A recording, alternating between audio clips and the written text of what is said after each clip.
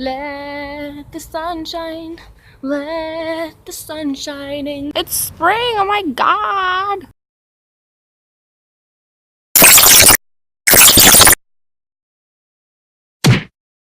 Hoopla. Let me tell you about London. London has gone from team only known for drinking and weird videos to 3rd place at the Southern Cup and 6th place at BQC, and soon to play in the European Quidditch Cup. Excitement! In 1 year, we went from having barely enough people to make a team to having a full 21, and that's without being a uni team. I attribute a big part of these drastic changes and successes to having a planned, efficient, and exciting training scheme. So how can you get your players to love training and your team to improve? Disclaimer: this video is about my way of running a training. Find out what works for you. In this video, the training is going to be a 3-hour training because that's what most teams use. Tips and golden rules. Water breaks are not tea and biscuit breaks.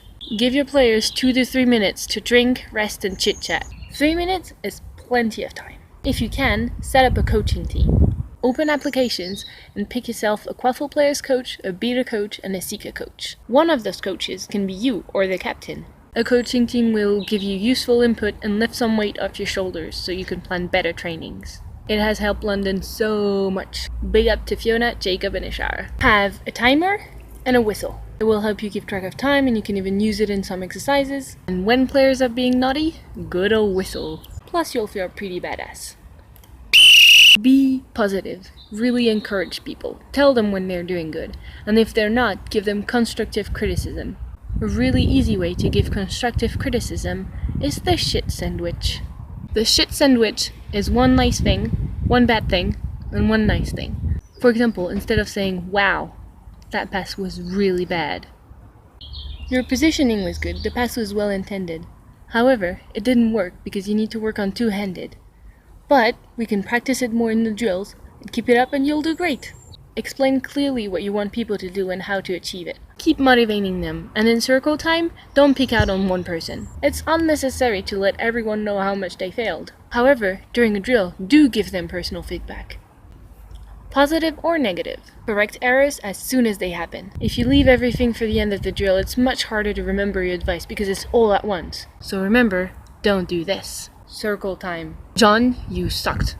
When are you gonna learn to catch with 2 hands? But instead, do this. John, careful with that pass. 2 hands, please. Frank, that beat was too strong. The ball is gonna bounce away. Fiona, get lower, please. So you've noticed how much I keep bringing up circle time. Circle time is after every drill, you ask for input from your players. There's some things that you haven't noticed that they have noticed, and vice versa. It will make them feel invested and helpful, and it will be better for everyone. Use the interwebs. There are plenty of Facebook groups, Google Docs, and websites from other sports that you can get inspired with. Before the training. Yeah, we'll figure out what to do on Saturday. Oh, hell no. Don't just decide your training when you're there. You'll lose valuable time, people's attention, and you might forget to work on some important stuff. Establish the needs of your team. It's useful to use feedback forms after tournaments. Based on those, your knowledge, and those of your colleagues, create a full list per position and per situation of things to work on.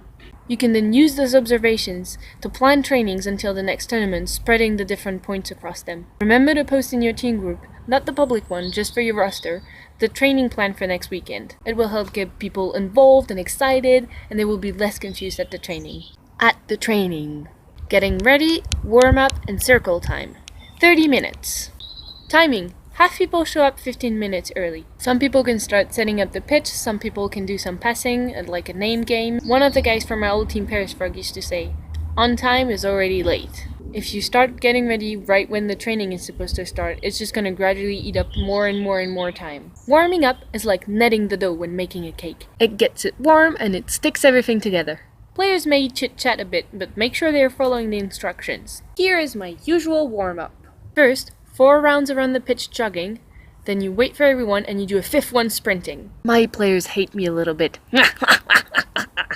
Dynamic stretches, high knees, kick butts, pas chassé, lunges, running backwards, progressive acceleration, opening and closing the gates, static stretches, A good thing is to count to 10 in your head to make sure the stretches last long enough. This last one is my favorite. I stole it from Sojo from Paris Rock. You have your players start like this, and they have to count with you. 1, 2, 3, 4, 5, 6, 7, 8, 9, 10, and then up, front, down, and then like this. It's just a good exercise. If everybody's shouting it together, it gets the team, ready to take them down. Circle time! Alright everybody, let's make a circle, or at least a potato. This moment is very important to get everyone focused. First of all, welcome everyone, and make a special mention if you have someone trying for the first time, or if you have a visitor from another team. It's hard to be for several hours within a tight group that already has inside jokes. You want to make them feel welcome so they come back again. And let's all say hi to Donna, who is joining us today. Hi Donna, have you met AJ? Then, explain the basic goals of today's training. Today, beaters are going to work on getting control back, chasers are going to work on cherry picking, and all together we'll work on our tackling. Finally, the injury round. Ask for injury updates and what people can and cannot do today. You wouldn't want to get frustrated at someone only to realize they busted their knee last week. Position-specific drills, 30 minutes. Those drills will get people focused on their position and practice on something that they can't wrap their hand around in the confusion of a scrimmage. Separate the beaters and the quaffle players, and you can either have the seekers all on their own or have them also practice their usual position and switch around. If you have a coaching team, they will be of great use to run the drills. Fitness games. 15 minutes. People can exercise on their own, that's why it's not the main focus of the training. But it's good to have a little bit of it to give them a taste of what it's like to be a quidditch athlete. Key point, it has to be at least a little bit fun. There's a lot of ways that you can improve your fitness while having a break from being super focused. Use the games you played as kids, like Cops and Robbers. Use a deck of cards. Have your players be involved in picking exercises. Make up your own twisted burpee relay race. Anything is possible. Keep your players entertained and happy to run with some competitive fun. Scenarios, 30 minutes. Scenarios are modified situations resembling a scrimmage. For example, having a limited number of players, or working on a specific type of offense, defense. Alright, today we are going to work on Alpha Tiger 3.2. Scenarios will allow you to focus tactically on situations that you struggle with. General drill. 15 minutes. This can be practicing on tackling, passing, brooms up race. It's a non-tactical drill that involves the whole team working on basic skills. If you're a younger team, you might want to make that longer and have it at the beginning of the training. Scrimmage time, 45 minutes. Finally! It's time to take them down!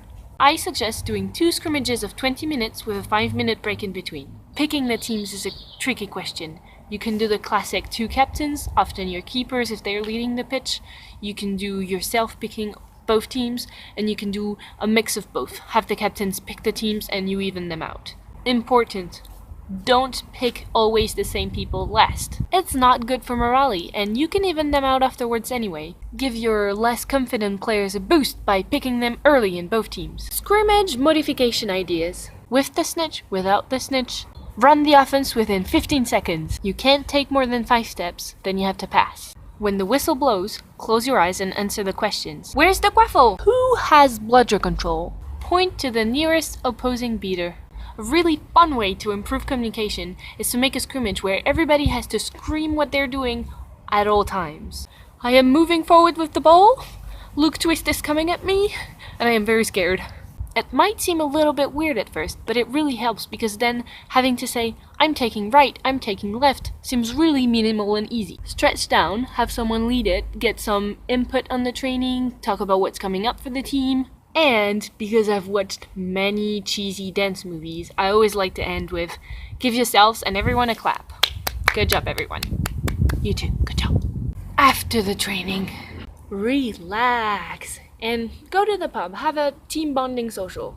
Later in the week, reflect on the training. Think about what worked, what didn't, write down the drills if they're not already in your Quidditch Bible. You can do that with your players, with your coaches, or with yourself. I'm so alone. If you don't know what a Quidditch Bible is, that means you really have to check out my other videos.